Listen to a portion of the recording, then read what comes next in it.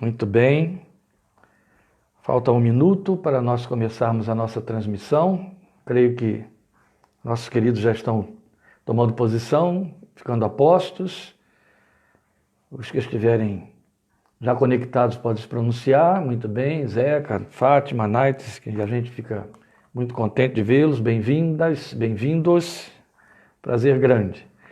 Dentro de mais alguns segundos, nós vamos estar dando início a essa transmissão, a transmissão já está sendo feita, a meditação da Palavra de Deus. Todos sejam muito bem-vindos. Alegria saber que estão aí participando conosco e mais uma vez podemos juntos compartilhar da Palavra de Deus. Estamos vendo chegar queridos de vários lugares, Rio de Janeiro, São Paulo, todo esse interior de São Paulo. Mais gente querida do Rio de Janeiro. Que pena não poder vê-los, né? Estou vendo as carinhas ali, é claro, mas não posso vê-los tanto quanto vocês estão me vendo ao vivo e a cores. Não sei se isso ajuda muito, mas pelo menos para mim teria sido um imenso prazer. Meus queridos, mais uma vez, Deus os abençoe muito. Este é o momento então de compartilharmos esta palavra, aproveitando a oportunidade que a falta de oportunidades está nos concedendo. Então estamos no lucro, estamos sendo abençoados todos com essa possibilidade de estarmos juntos ali, pastor Novaes e tantos queridos tão honrados que me honram com a sua participação nesse momento. Hoje, diferentemente, nós vamos orar somente ao final da nossa ministração. A outra informação que eu quero já passar para você não é nenhum laço, mas é uma inevitabilidade diante do que Deus colocou no meu coração. A nossa meditação de hoje vai ser ministrada em uma primeira parte e daremos sequência no próximo domingo, querendo Deus, porque não queremos perder nada do que temos dentro do texto e o seu alcance é muito intenso, muito profundo, então estamos dividindo em duas partes, duas etapas. Vamos ter a primeira etapa hoje, por isso que só estaremos orando ao final desta ministração de hoje, e a segunda etapa continuaremos, querendo Deus, domingo que vem de novo, 17h30. E daremos então a sequência. E a nossa meditação de hoje, ela está, toda ela de hoje, do próximo domingo, ela está no texto do Evangelho de João. São João, capítulo 1, é o Evangelho de João, que nós estaremos lendo agora, mas eu, desta vez, lerei os 18 primeiros versículos e a sequência no domingo que vem será então a partir do versículo 19 até o final do capítulo. Então hoje vamos ficar com o texto que é conhecido como Prólogo de João, que são os 18 primeiros versículos do seu maravilhoso Evangelho. E depois desta leitura, então, estaremos considerando a proposta que o texto nos traz, que eu transformo em forma de questão, de uma pergunta. Quem é este? Esta é uma questão levantada pelos discípulos, aqueles que já seguiam Jesus. E antes da leitura eu já quero salientar o primeiro ponto de significação para a nossa meditação desta tarde. O fato de que seguidores de Jesus, que já tinham uma boa caminhada com ele, vocês devem lembrar que isso aconteceu depois daquele acidente da tempestade no Mar da Galileia. E então quando eles viram Jesus se levantar com aquela autoridade inesperada a ponto de repreender a tempestade, o mar e o vento, eles fizeram essa pergunta como se estivessem totalmente surpreendidos. Quem é este? Esta é a pergunta que norteia como tema a nossa meditação desta tarde. Então eu convido você que deve estar aí com Bíblia Apóstolos a abrir sua Bíblia em João, Evangelho, capítulo 1, e eu vou ler esses 18 primeiros versículos. Se nós tivermos aqui alguma dificuldade técnica, porque eu estou usando um outro fone que não é o que temos usado, e ele não está se dando muito bem comigo, ou eu não estou me dando muito bem com ele. Se ele cair por aqui, a gente faz qualquer coisa aí, interrompe, mas vamos seguindo. Evangelho de João, capítulo 1, eu vou começar no primeiro versículo e vou ler os 18 primeiros versículos. No princípio era aquele que é a palavra, ou no princípio era o verbo, como as antigas versões dizem. Ele estava com Deus e era Deus. Ele estava com Deus no princípio. Todas as coisas foram feitas por intermédio dele. Sem ele, nada do que existe teria sido feito. Nele estava a vida, e esta era a luz dos homens. A luz brilha nas trevas, e as trevas não a derrotaram. Surgiu um homem enviado por Deus chamado João. Ele veio como testemunha para testificar acerca da luz, a fim de que por meio dele todos os homens crescem. Para os que não estão muito familiarizados com o texto bíblico, com a leitura da Bíblia, este João que está sendo citado agora por João, o evangelista, é João Batista, aquele que batizou Jesus. Continuando no versículo 7. Ele veio como testemunha para testificar acerca da luz, a fim de que por meio dele todos os homens crescem. Ele próprio não era a luz, mas veio como testemunha da luz. Estava chegando ao mundo a verdadeira luz que ilumina todos os homens. Aquele que é a palavra estava no mundo, e o mundo foi feito por intermédio dele, mas o mundo não o reconheceu. Veio para o que era seu, mas os seus não o receberam. Contudo, aos que o receberam, aos que creram em seu nome, deu-lhes o direito ou o poder de se tornarem ou de serem feitos filhos de Deus, os quais não nasceram por descendência natural, nem pela vontade da carne, nem pela vontade de algum homem, mas nasceram de Deus. Aquele que é a palavra tornou-se carne e viveu entre nós, e o verbo se fez carne e habitou entre nós, antiga versão. E vimos a sua glória, glória como do unigênito vindo do Pai, cheio de graça e de verdade. João Batista, dá testemunho dele. Ele exclama: este é aquele de quem eu falei. Aquele que vem depois de mim é superior a mim, porque já existia antes de mim. Todos recebemos da sua plenitude graça sobre graça. Pois a lei foi dada por intermédio de Moisés. A graça e a verdade vieram por intermédio de Jesus Cristo. Ninguém jamais viu a Deus, mas o Deus unigênito, que está junto do Pai, o tornou conhecido. Ora, eu comecei dizendo que a nossa meditação de hoje, que tem como tema esta questão, quem é este? Ela está em todo o capítulo 1 de João, do Evangelho de João. Mas você já viu pela leitura desta primeira parte quanto ele é longo. Por isso temos que subdividi-la. E hoje nós vamos considerar aquilo que nos diz respeito nesse prólogo dos 18 primeiros versículos. Eu quero associar ao que nós acabamos de ler duas falas do apóstolo Paulo. Uma se encontra em 1 Coríntios 2:2 e a outra está em 2 Timóteo 1:12. Todas as duas são um testemunho. A primeira, aquela que eu citei, está em 1 Coríntios 2:2, diz assim: pois decidi nada saber entre vocês, a não ser Jesus Cristo e este crucificado. Antes de ler a segunda palavra, que é um testemunho, a que eu disse que está em 2 Timóteo 1:12, testemunho do apóstolo Paulo, eu quero me deter só um minuto neste texto de 1 Coríntios 2:2, não tanto para explicá-lo, mas para dizer a você que esta é a motivação de virmos a este tema e ao texto de João, Evangelho, capítulo 1 hoje.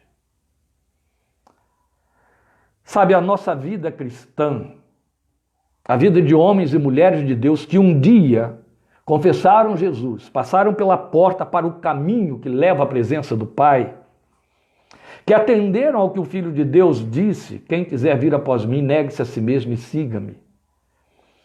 Ela precisa ter como tema, lema, razão, motivação, Cristo Jesus e a sua cruz, Cristo e este crucificado. Qualquer outra coisa na nossa vida não ocupa o lugar que, por mais medíocre essa coisa seja, tem prioridade na vida dos que não seguem o caminho dos filhos de Deus. Na nossa vida, a nossa prioridade absoluta, a máxima da nossa existência é Cristo Jesus. É pensar em Jesus, é falar de Jesus, é saber de Jesus, é viver Cristo Jesus. Ele é a nossa vida. O apóstolo Paulo disse isso. Ele é a nossa vida. Isso faz toda a diferença. Hoje eu estou convidando você a usar esse tempo que nós temos, curto, para cogitarmos só disso. Cristo Jesus e este crucificado. Não vão faltar tentações nas quais cairemos se não dermos atenção a qual é a máxima que atrai a nossa existência para nos afastarmos desse foco. Estamos cercados delas, por conta da pandemia, por conta dos jogos políticos, dessas coisas infames que estão invadindo os nossos lares, dividindo a própria igreja de Cristo, que se polariza em termos de política. Jesus está ficando de lado. E estamos sofrendo perdas graves, desnecessariamente. Homens e mulheres de Deus estão se dividindo por causa dessas tentações supérfluas que investem contra nós. Oh, meus queridos, Jesus é a nossa razão, a nossa causa. Lembram do cântico? Jesus Cristo é a razão do meu viver. Isso tem que ser absoluta verdade, não pode ser um momento de um louvor. Aí vira teoria que nos faz incorrer no risco de vivermos sob a sentença dada por Deus em Isaías, dizendo: este povo me honra só de lábios, mas o seu coração está longe de mim. Eu não quero ser rafileira com esse tipo de confessores. Jesus é a minha razão. A vida nunca deixou de me dar várias outras razões. Eu tenho muitas. Só aqui, à minha volta, eu tenho 5 outras razões, se não 6. Mas Ele é a única que importa para mim. Ele é que supera todas as outras. Ele é que me inspira para ver motivos nas outras razões. Então eu quero formar coro com o apóstolo Paulo quando ele disse isso: decidi nada saber entre vocês a não ser Jesus Cristo e este crucificado. Nada a não ser Jesus Cristo e este crucificado. Eu nunca vou parar aqui na sua frente para estar discutindo mediocridades em termos da vida social e política que nos cerca. Isso é mundo. E mundo é inimizade contra Deus. A despeito de todas as desculpas que se deem, a nós importa um único discurso, e que nos chamem de bitolados e coisas semelhantes. Amém, glória a Deus. Eu quero essa bitola. Jesus Cristo e este crucificado. Ao término da nossa meditação de hoje, eu acredito que você vai dar razão a Paulo. E aí outro tanto ao que eu estou dizendo também. A outra declaração dele, que eu disse que é um testemunho, eu já citei, está em 2 Timóteo 1,12, onde aquele homem de Deus disse: eu sei em quem tenho crido. Ele disse isso no final da sua carreira, escrevendo ao seu discípulo mais dileto, Timóteo: eu sei em quem tenho crido. E ele estava se referindo a Jesus. E aí nós estamos diante de uma das mais poderosas declarações feitas por um homem. Porque ela não foi feita com arroubos, bravatas, no momento de disputa. Não. Ela foi ditada por um cristão experimentado no fim de uma longa carreira de fé, marcada por muitas adversidades e perseguições, exatamente por conta dessa fé. Sabe, não foi de triunfo em triunfo, foi de combate em combate. Foi no fim dessa carreira atribulada que esse homem de Deus disse: eu sei em quem tenho crido. Depois de tudo e a despeito de tudo, o que ele está dizendo é Cristo Jesus e este crucificado. Eu o conheço, é o significado mínimo desta declaração, entende? Por eu sei em quem tenho crido, o que ele estava significando é: eu o conheço, aquele em quem ele depositou a sua fé e esperança. Por que isto é importante? Porque há muita gente que diz conhecer Jesus, mas dele pouco ou nada sabe. Sabe, ouviu dizer. Há uma canção que fala isso, ouvi dizer. Sabe por ouvir dizer. Sabe porque alguém leu um texto a respeito. Sabe porque participa de cultos e há pregadores nos púlpitos falando sobre Jesus. Isso não dá a ninguém, nem mesmo o fato de estarmos articulando aqui esta palavra, garante a você a autoridade de poder dizer: eu conheço. Porque não é por ouvir dizer. Conhecer é viver, é experimentar. É preciso pegar o que se ouve e transformar pela fé em experiência. Então há muita gente que estão como os discípulos, que mesmo já tendo uma boa caminhada com o Senhor, se surpreendiam a esse ponto, de perguntar: quem é este? Não se surpreendam. Lembra de Filipe? O Filipe que aparece até aqui no texto de João, com confissões tão significativas. Nós vamos encontrá-lo evangelizando Natanael, seguindo o Senhor, se pronunciando lá no momento da multiplicação de pães, no deserto. Esse mesmo Filipe, num dado momento, chega para Jesus e diz: Senhor, mostra-nos o Pai, isso nos basta. Jesus olhou para ele e disse: eu estou há tanto tempo com vocês e ainda não me conhecem. Percebe como conhecer Jesus é mais do que uma experiência religiosa, do que o ouvir dizer, do que cantar, do que participar de um grupo. É uma vivência e profunda. Interessante que Paulo não participou daquela escola apostólica dos 12, caminhando dia a dia com Jesus. Mas o viu a caminho de Damasco, entrou em comunhão com ele pela fé e termina a sua carreira, como eu disse, de adversidades por causa dessa fé, dizendo: eu sei em quem tenho crido. Então também é importante poder afirmar com autoridade: eu sei em quem tenho crido, porque quem confessa o Senhor Jesus não pode se contentar em conhecê-lo porque ouviu de alguém, porque pode cair naquele erro e perigo de se tornar um adorador que não conhece a quem adora. Jesus disse isso à mulher samaritana e Paulo disse a mesma coisa aos filósofos de Atenas, aos atenienses. É ainda importante porque o confessor não pode ser dúbio. A palavra de Deus deixa claro que quem é inconstante em todos os seus caminhos não receberá do Senhor coisa alguma.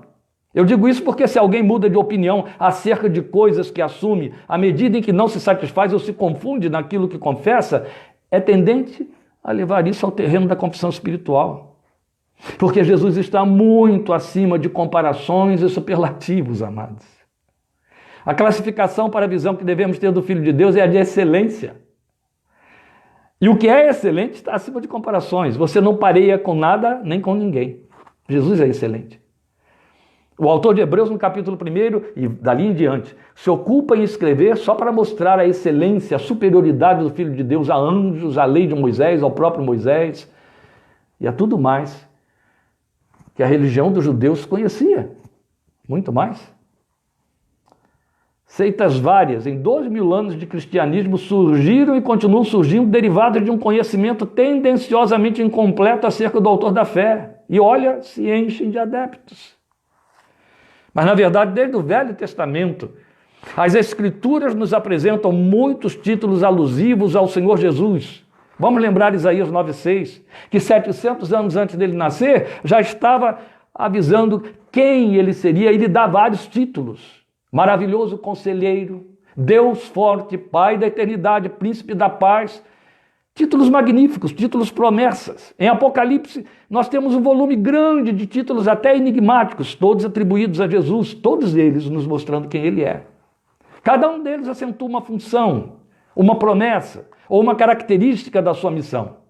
Mas sobre a pessoa do Filho de Deus, onde você tem origem, natureza, missão dele, isso exposto de forma revelacional, nada se compara ao que temos no primeiro capítulo do Evangelho de João.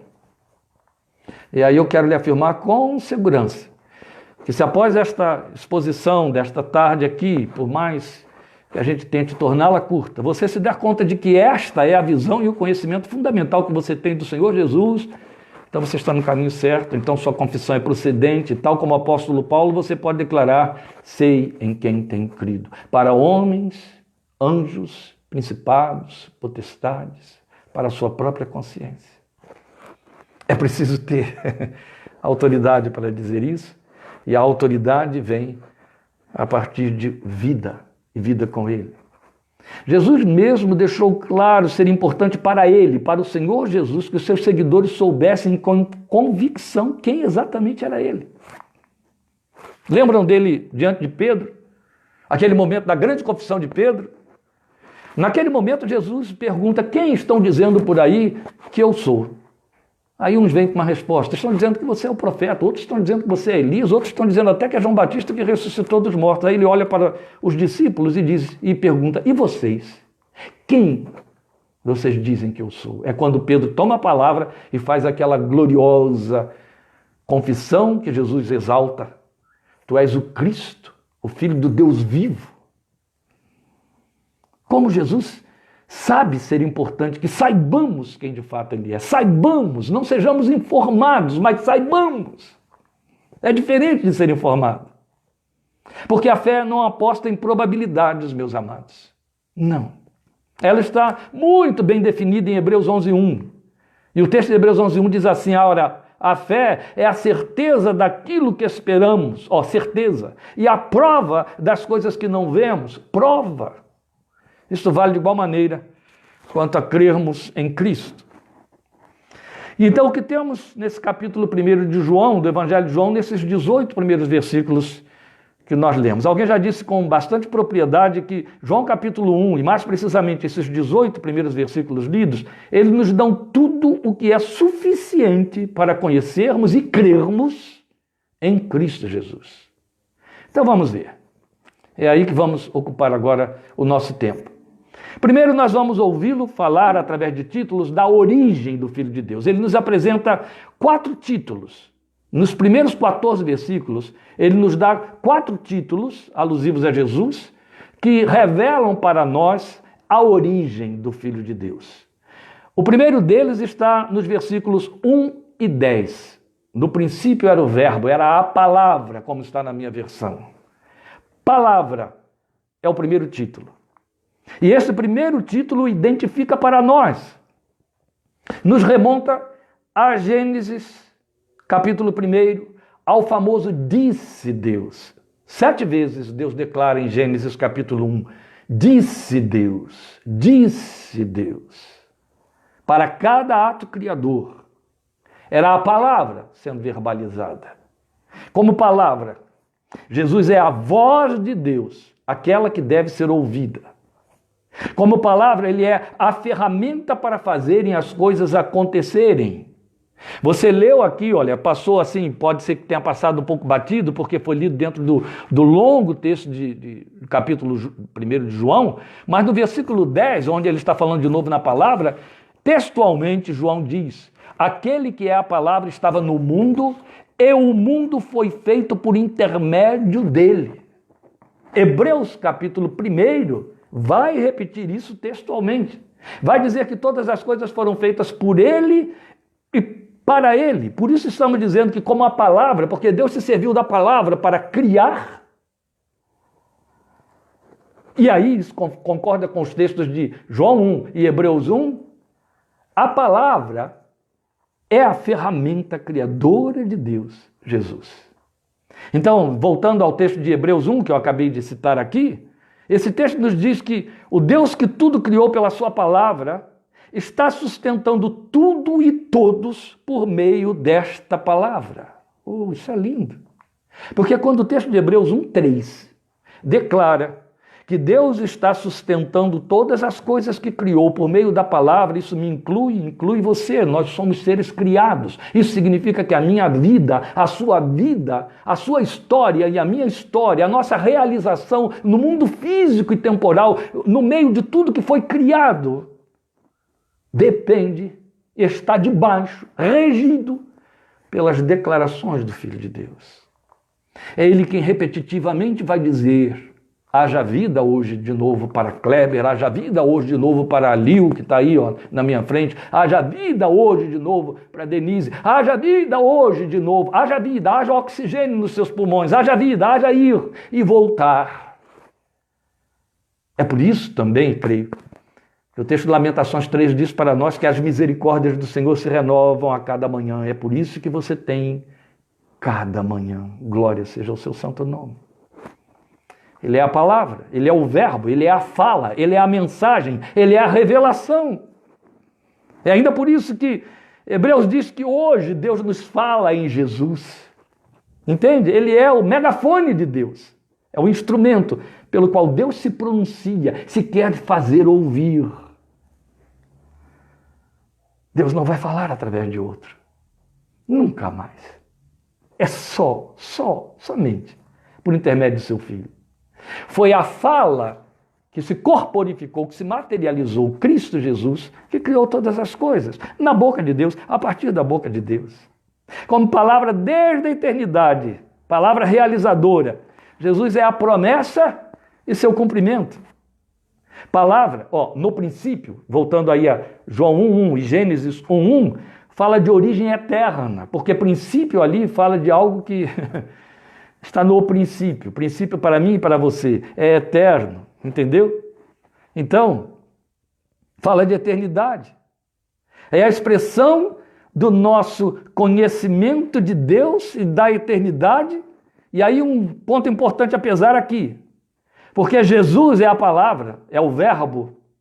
Olha, grava isso no seu coração. Ninguém pode pretender crescer no conhecimento dele por nenhuma outra via que não seja a palavra revelada. Lembra que foi dito para mim e para você por Pedro: cresçam no conhecimento e na graça de nosso Senhor Jesus Cristo.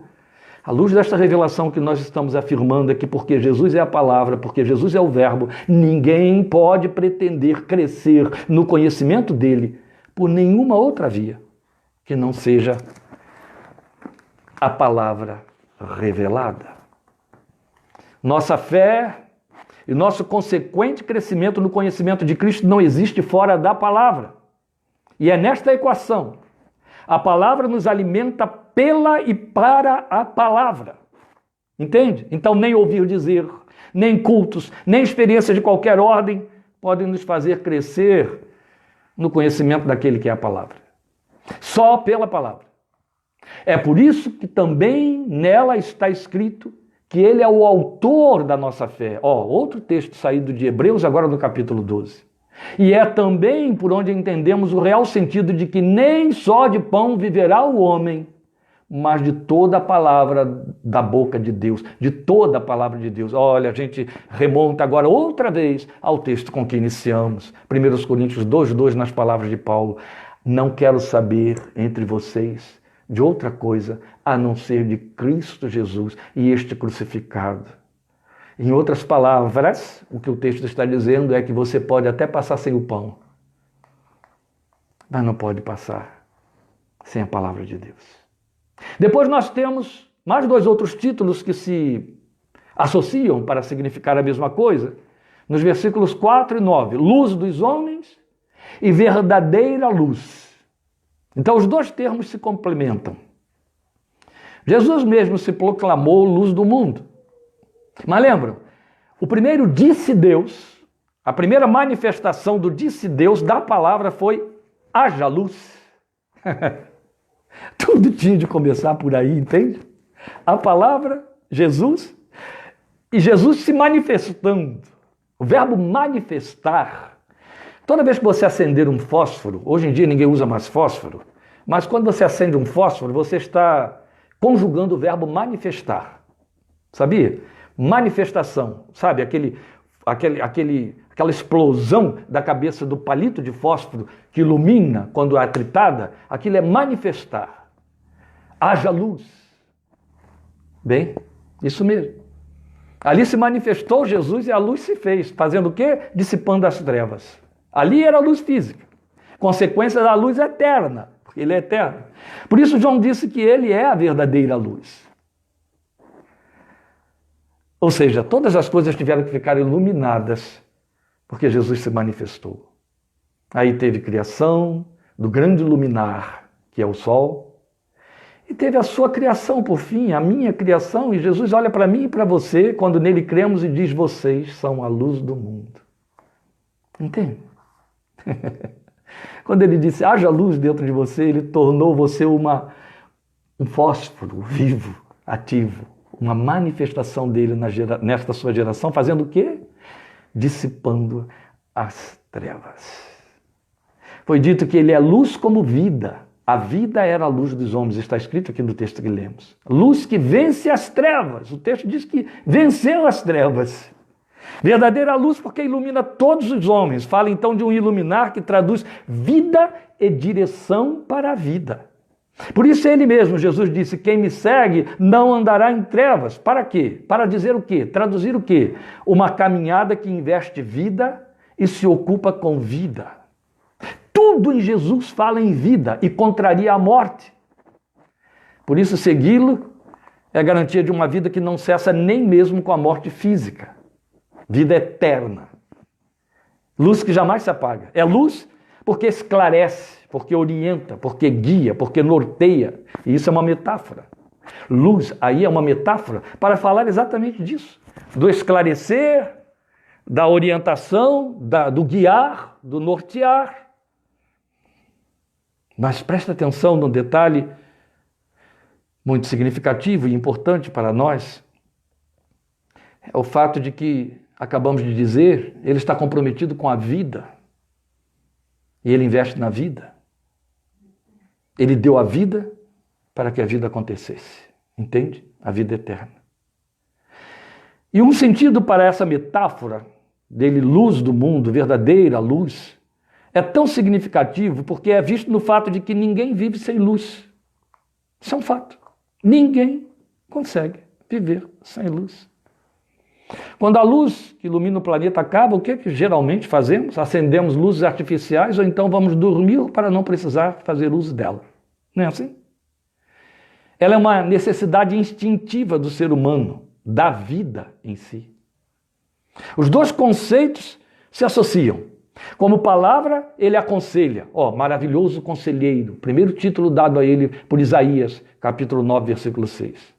E aí seu conselho esclarece, ilumina. É luz para o caminho na vida e da vida, como o salmista disse, lâmpada para meus pés é a tua palavra e luz para o meu caminho. Fechou a equação? Creio que você entendeu agora. Ele é palavra e ele é luz. Como palavra, ele ilumina, ele orienta, ele esclarece a sua vida, ele guia, aí você não tropeça. Desde que você não queira saber nada entre os demais, a não ser Jesus Cristo e este crucificado. Uma ligeira interrupção, ainda que o tempo aqui esteja correndo contra nós. Quando os crentes abrem mão dessa verdade, desse compromisso, nada eu quis saber entre vocês, a não ser Jesus Cristo e este crucificado, se atrapalham, se perdem. Foi o Filho de Deus que, orando, disse: estão no mundo, mas não são do mundo. Quando nós temos a pretensão de voltar para lá, de cogitar das coisas que só pertencem aos que estão mortos, aos que são do mundo, nos atrapalhamos, nos mediocrizamos, nos empobrecemos, tornamos a luz que está em nós trevas. Não precisamos nada disso. Esse mundo tenebroso, a Bíblia o chama de mundo tenebroso, precisa desse luminar que você é, da fé que está no seu coração, da sua paixão por Jesus, de Cristo brilhando a glória de Deus no seu rosto, como diz 2 Coríntios capítulo 4, versículos 6 e 7. Entende? Depois, o outro título que nós vamos ter está no versículo 14. E ele é chamado de unigênito. Este é o quarto título que fala da sua origem. O primeiro é a palavra, os outros dois são luz do mundo e verdadeira luz, os dois com o mesmo significado, e agora o quarto é unigênito, uma palavra totalmente nova, quase que criada no texto grego para definir a natureza eterna do Filho de Deus. Unigênito, que significa único gerado, não criado, para exatamente dizer que nunca foi criado, foi gerado sem ter sido criado. A grande maioria das pessoas, quase que a totalidade delas, tem uma dificuldade muito grande, especialmente os que estão contra a palavra de Deus, são contra a revelação de Deus, os ateus, os filósofos, os mundanos, os incrédulos. Eles têm uma dificuldade total de aceitar a ideia de que Jesus foi gerado e não criado para continuar sendo Deus e ser Deus, Deus de Deus. Se ele fosse criado, ele seria um semideus. Mas gerado, único gerado e não criado, gerado pelo próprio Deus. E quando o texto diz unigênito, não está falando da encarnação dele, está entendendo? É aí que as pessoas se confundem, porque um dia ele se tornou carne, foi assim que o texto de João começou, o verbo se fez carne, para falar dele nascendo do ventre de Maria. Mas aqui, quando o texto diz o unigênito, o Deus unigênito, você vai ver na próxima etapa, se Deus quiser, domingo que vem, quando o texto fala isso, para dizer que ele é o único gerado e não criado. Todos os que nascem de ventres maternos são criados. Jesus foi gerado filho de Deus, o unigênito. Veja, a Bíblia se serviu de uma palavra que, de certa forma, tem trânsito entre nós quando geramos filhos. Quando você gera um filho, e com a participação, então, do seu cônjuge, é claro, você faz quase que uma recriação. Mas é uma réplica, ou uma replicação de você. Sua carga genética vai ali, metade dela, no que diz respeito a você, indivíduo. Sua carga genética vai ali. A ciência da psicologia já provou que existe também uma genética memorial, uma carga genética memorial. A sua moral já está impressa ali. Olha como isso é sério. E a Bíblia nos mostra que há uma divisão espiritual, ou seja, você traduz o seu espírito para o ser que você gerou. E olha que ali teve a participação da outra pessoa, 50% estão lá. 23 cromossomos numa célula que vai se multiplicar, pertence a um, 23 pertence a outro e por aí vai. Ô meus queridos, como unigênito, ele foi gerado de Deus, ele é uma replicação de Deus para ser Deus e não semideus, entende? E isso ainda dentro da sua origem eterna. Ele é anunciado como unigênito, isso não deixa de ser um mistério, porque aconteceu nos dias da eternidade. E tudo que diz respeito à eternidade foge ao nosso entendimento, porque somos temporais e finitos. Único gerado, não criado. Já disse que poucos entendem isso, porque o próprio Senhor Jesus, quando disse, antes que Abraão fosse, eu sou, ele não estava se referindo ao tempo da história.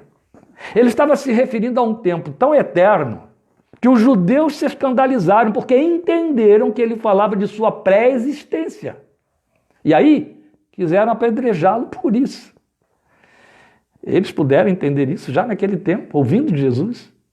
Ele foi gerado de Deus, como Deus, na eternidade, para um dia nascer na terra como homem divino e se fazer homem.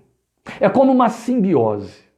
Eu não vou cometer aqui a petulância de tentar explicar isso para você, porque, como eu lhe disse, se diz respeito à eternidade e ao Filho de Deus, a excelência é um mistério que está além do nosso alcance. Mas existe uma metáfora que ajuda você a perceber um pouco. Claro que poucos podem deter o conhecimento dela. Não sei se você conhece, se já viu, se já teve a oportunidade de tocar com a sua mão no metal líquido, mercúrio. Conhece Mercúrio? Já viu o Mercúrio? Ele está aí na sua casa, dentro dos termômetros, mas você nem consegue ver, uma bolinha tão pequenininha lá. Mas se o Mercúrio quebrar, seu aparelhinho que mede a temperatura do seu organismo, cair no chão, quebrar, aquela bolinha vai sair rolando. E você vai ver que se você apertar ela com o seu dedo, por menor que ela seja, ela se divide, ela se multiplica em outras partes. Uma das coisas que eu mais gostava de fazer quando era criança, eu tinha um primo que era estivador, e de vez em quando ele trazia uma pelota de mercúrio para casa e dividia conosco, os sobrinhos. E era uma alegria ter aquele negocinho na mão, né? E brincar com os outros, põe o dedo no mercúrio, você sente a água, sente ele frio, mas não molha, porque é evidente, é um metal, mas é líquido. E aí o que a gente gostava de fazer era colocar aquela bolinha de mercúrio numa folha de papel e dividi-la em dois. Então saíam duas partes. E ficavam duas partes iguais, ou uma maior ou um pouco menor do que a outra, mas quando você ia empurrando uma delas na direção da outra com o dedo, elas, quando se encostavam, não ficavam encostadas, elas se fundiam e voltavam a ser uma coisa só e não havia mais divisão. Isso é uma simbiose. É a expressão maior da simbiose. Quando a Bíblia fala de Jesus, o unigênito, ele está falando disso, essa bolha de mercúrio que se funde e forma uma coisa só. Daí Jesus ter dito, eu e o Pai somos um. A condição de filho foi assumida visando o plano de nossa redenção. Por isso ele foi gerado como filho, porque o plano da redenção já estava sendo discutido na eternidade, já há muito tempo. Porque minimamente significa que, como expressão do amor de Deus por nós, ele já estava movido por amor desde os dias eternos, a vir nos conquistar e levar para Deus. Por isso, Deus nos diz em Jeremias, eu te amei com amor eterno. Entende? Não um amor que começou a partir do momento em que você, ou eu aceitei Jesus no meu coração, ou eu entrei numa igreja, eu passei a ler a Bíblia, ou a partir do momento em que eu nasci do ventre da minha mãe, eu passei a ser amado por Deus. Não.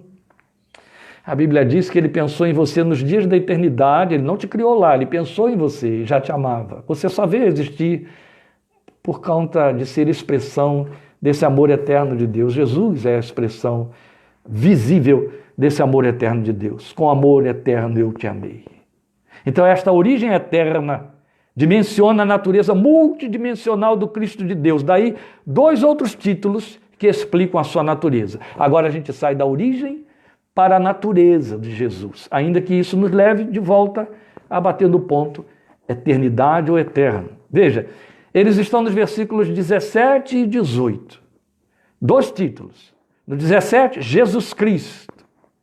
No 18, Deus unigênito. Eu te falei que voltaríamos a ele, perdão, porque eu disse que seria no próximo domingo, mas ainda é hoje, embora o nosso tempo esteja esgotando aí. Preste atenção nisso que é muito importante.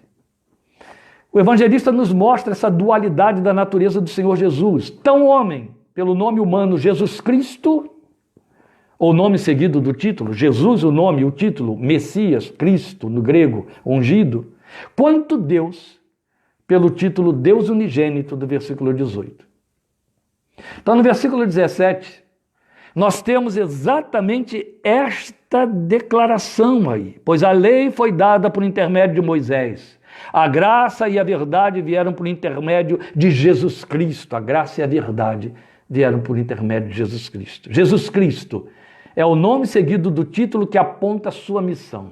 O título que segue ao nome aponta a missão. Jesus, o nome, Cristo mostra a missão dele.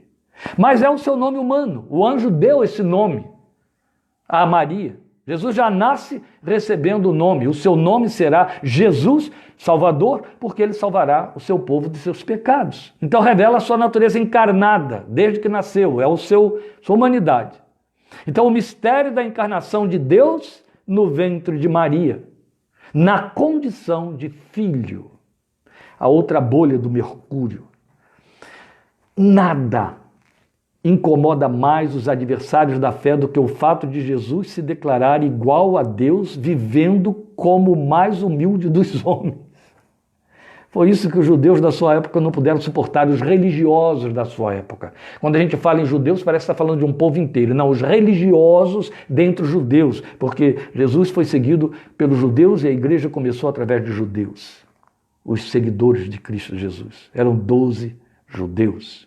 Então, os judeus não o rejeitaram, um grupo, os religiosos dentre os judeus, e intoxicaram o resto do povo a esse respeito. Mas veja, os homens não conseguem suportar essa ideia de Deus assumir humanidade, viver como homem e sofrer as desditas de sua época para no fim morrer e morrer como um condenado. É a leitura de Filipenses capítulo 2. Não teve por usurpação ser igual a Deus, mas esvaziou-se a si mesmo, assumindo forma de homem, sendo achado na forma de homem, assumiu a forma de servo e colocado na forma de servo, foi levado até a morte e morte de cruz, a morte dos condenados. Então morreu como um condenado. Isso é loucura para os que se perdem.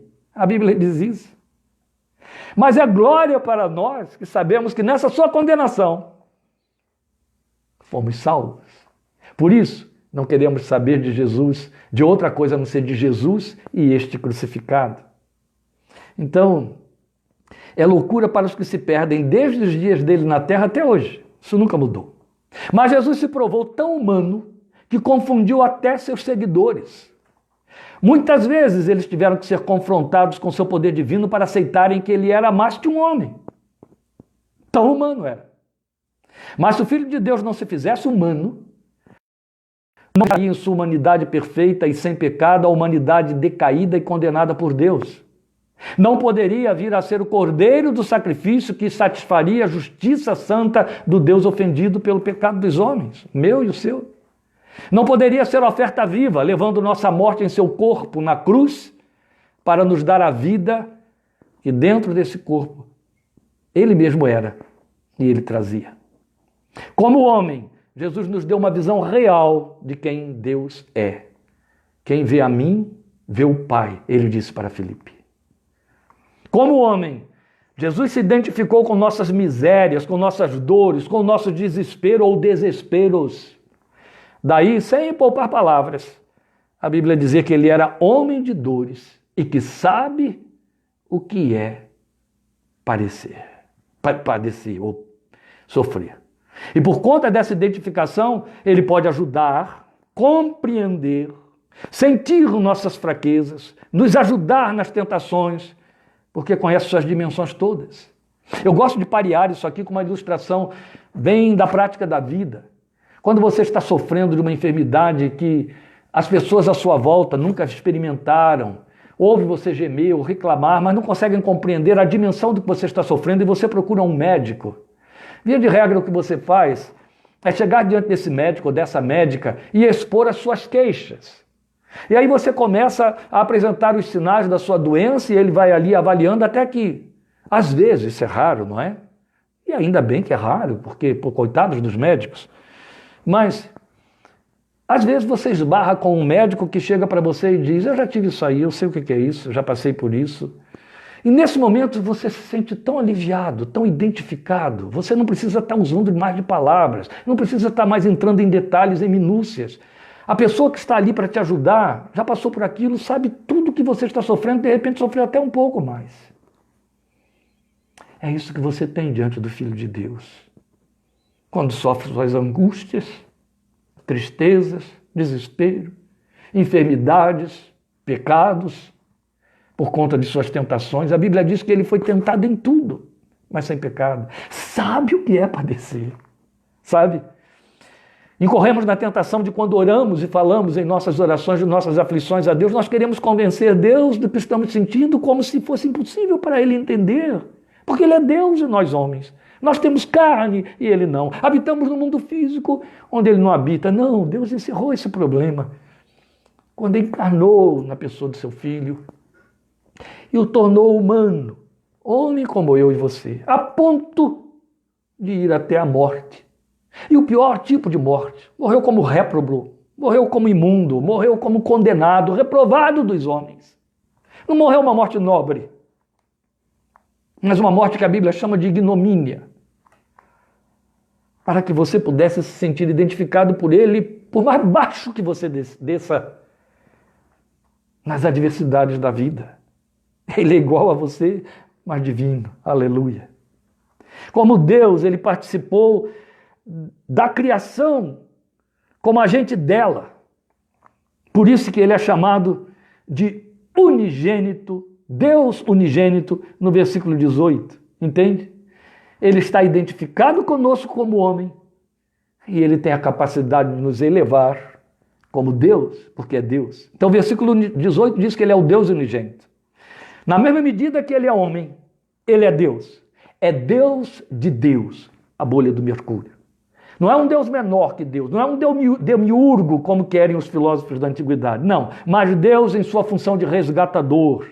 E então, por conta disso, desta função, esvaziou-se a si mesmo, submisso ao mesmo Deus Pai, de quem Ele foi feito filho.